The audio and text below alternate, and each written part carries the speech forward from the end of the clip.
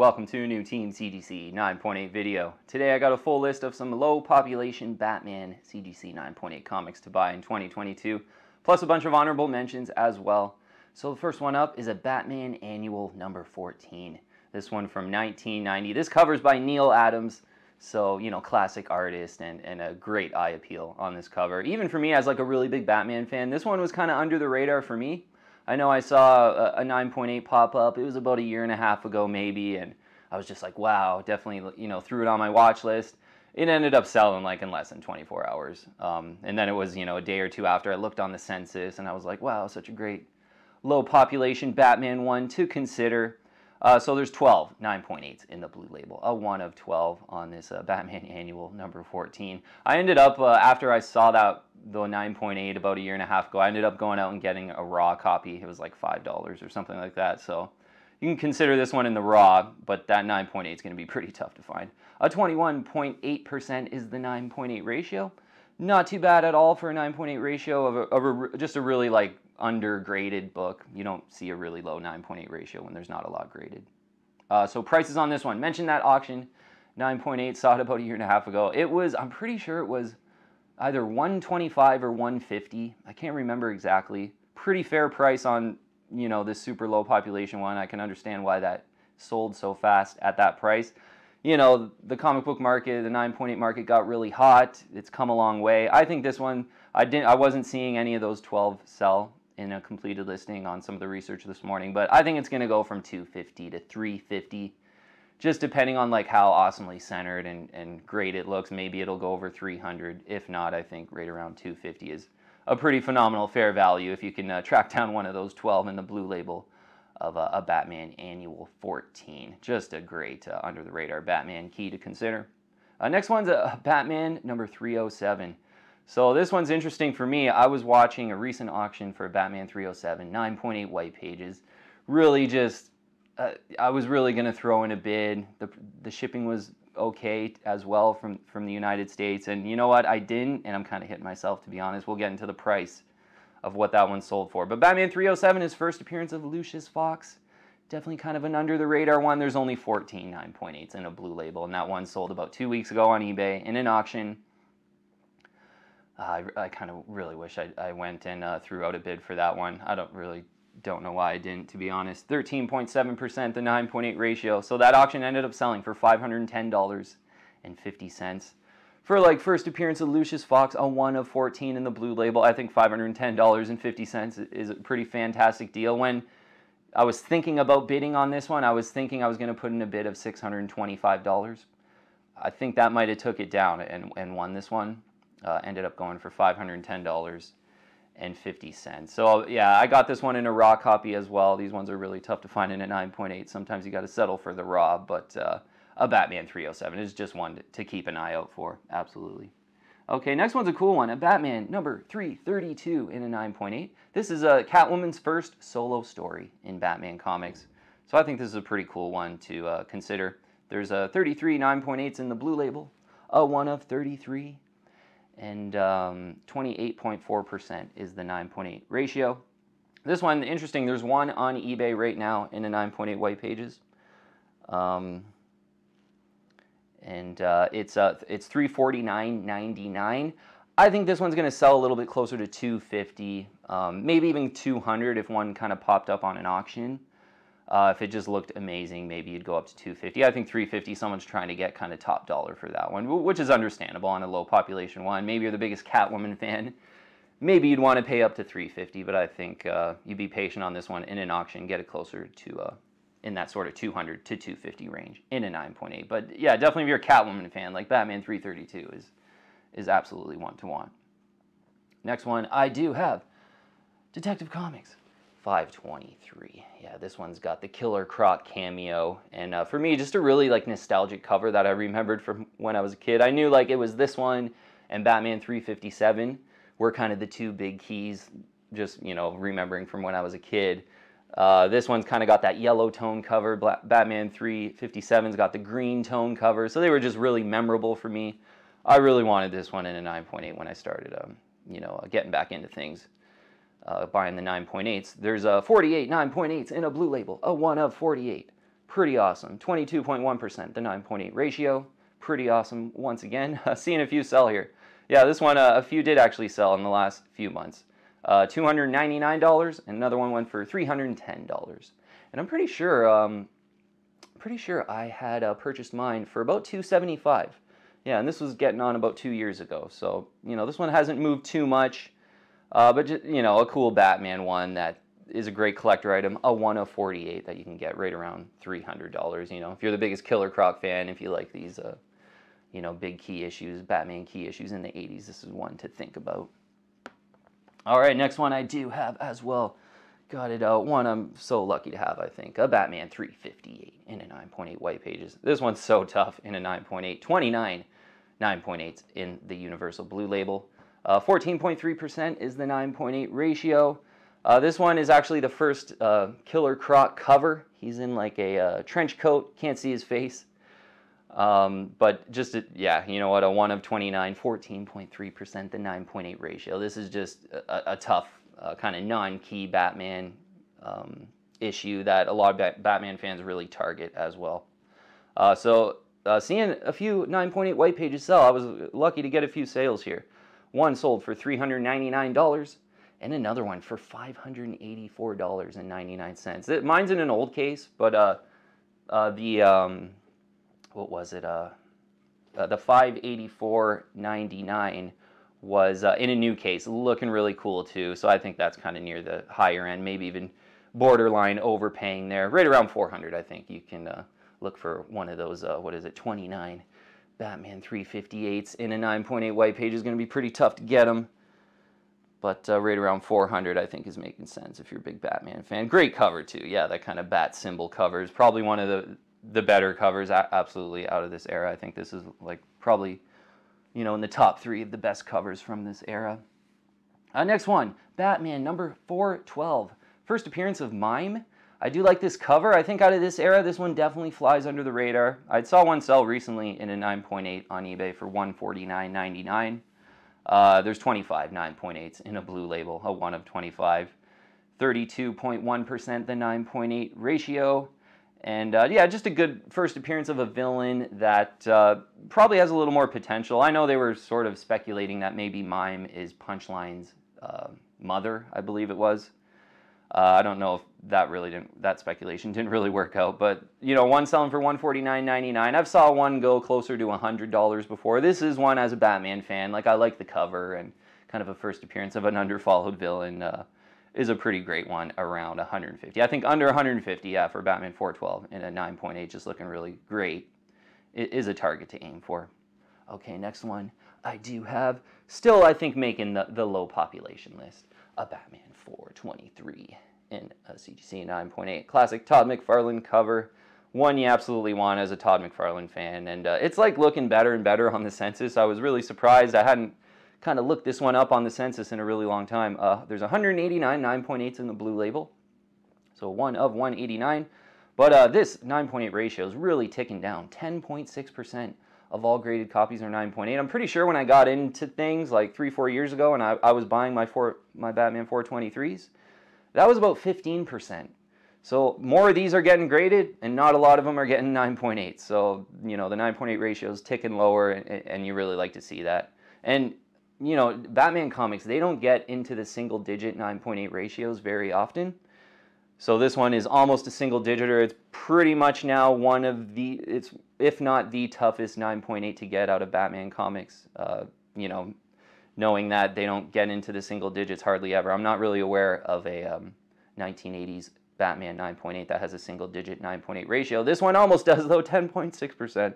One of the tougher Batman comics to get a 9.8 in. So recent sales, one sold for $2,500. This one is just pretty much on fire lately. I think, you know, you want to aim a little bit lower than 2,500. There was one that had sold even more than that. It was like 2,850 or something like that. I think you could still aim probably a little bit closer to 2,000 over time. Maybe this one cools down a little bit. The Batman movies, though, that's another thing I wanted to mention, like the Batman movies coming out. You know, I think the Batman movie, you want to, you know, maybe shy away from like the Long Halloween, Batman the Long Halloween, #1 in a 9.8. I think that one's hot because of the movie. And then a Batman 404 that's kind of like a young, early Batman, kind of like how Robert Pattinson is. So I see that one kind of heating up into the movie. But a lot of the other Batman keys, I don't think, they're heating up too much. And these low population ones, if it pops up on an auction or something like that, you could probably still get them at a really solid fair value, as long as they're not like directly related to the Batman movie, I think. But moving on here, next one do have as well. It's a Batman 450. Yeah, this is probably one of my more favorite, definitely like super under the radar, not even really a key issue Batman comic to recommend in the 9.8. Super affordable. There's 90 9.8s in the blue label, a 1 of 90. And 39.5% is the 9.8 ratio. This one's got a brief origin of Joker, it says here. Pretty cool origin. I remember reading this one as well. I picked this one up, it was a while ago. One of probably the first 10 or 20 9.8s I'd purchased. And I noticed it's a newsstand edition. That's kind of the reason I had purchased it initially. But then over time, I just ended up really like falling in love with this Joker cover.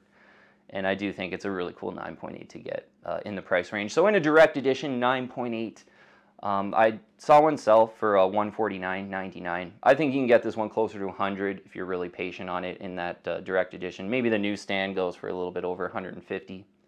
There was one that was signed, I believe, too, by Marv Wolfman, and that one went, I think it was like $189.99. So definitely like not signed in a direct edition, right around $100, I think, is a cool one. Batman 450, definitely a cool, affordable one to think about. 99.8s on that one, so still pretty low population, I think. This next one's a great one. This was a 9.8. I saw it for sale quite a long time ago and was kind of hitting myself for not going after it. A few of these are in that category. Detective Comics 471, first modern appearance of Hugo Strange. So Hugo Strange, I think, is a very cool classic Batman villain. I'm a fan of the Gotham series. He's really in the Gotham series quite a bit. He's pretty creepy and cool in the Gotham series. Detective 471, first modern appearance of Hugo Strange, cool cover, 24 9.8s in the blue label, a 1 of 24. That would just be a phenomenal collector item to have. 14.4%, the 9.8 ratio. This one's getting well into the 70s, so that's okay.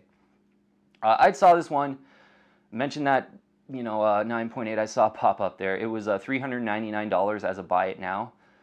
I'm pretty sure it was that. I'm just kind of going off memory. It might have been maybe $325 or something like that. But I was really close to pulling the trigger, had it on my watch list, and as these sort of low population, amazing collector items go, they sell in like 3 or 4 days. That one sold pretty fast. I wasn't quick enough. But I think as a low population one, this one's a really cool one. First modern Hugo Strange, cool cover. And a 1 of 24 in the 9.8 on a Detective 471. So yeah, that one sold for $400. Hopefully, I think you can still, this one pops up on an auction, maybe get it for $300. There's only 24 of them. It's going to be tough to find. I think if you like this one, it's probably worth that $399 that one had sold for recently, or in the past. Okay, last one I do have on the list, and we got a bunch of honorable mentions as well. This is a cool kind of off the radar one. Detective Comics 737. So this one, it's a third overall appearance of Harley Quinn in DC continuity. First appearance in Detective Comics. So that's kind of cool, I think.